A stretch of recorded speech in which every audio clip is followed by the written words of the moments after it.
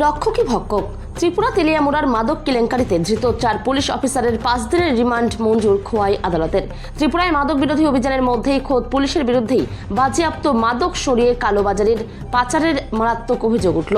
খোয়াই জেলার তেলিয়ামুড়া থানার এই চাঞ্চল্যকর ঘটনায় জড়িত থাকার অভিযোগে ধৃত 4 জন পুলিশ অফিসারকে আজ খোয়াই আদালতে পেশ করা হয়। মামলার গুরুত্ব বিবেচনা করে আদালত ধৃত 4 জন পুলিশ আধিকারিককে 5 দিনের পুলিশ রিমান্ডে পাঠানোর নির্দেশ দিয়েছে। বিষয়টি নিশ্চিত করেছেন সরকারি আইনজীবী অভিজিৎ ভট্টাচার্য। ত্রিপুরা থেকে বিক্রম কর্মকারের রিপোর্ট, বিগ নিউজ বাংলা। 25/2026 এই কেসের 4 জন আসামি সকল পুলিশ অফিসার, ওদেরকে I of the case police করছে মাননীয় স্পেশাল জাজ খোয়াই এবং with a prayer for 7 days police remand. Learned court with a CD. Learned court perused the CD and forwarding report.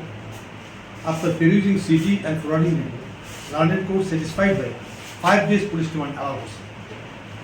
4 John police অফিসারের বিরুদ্ধে।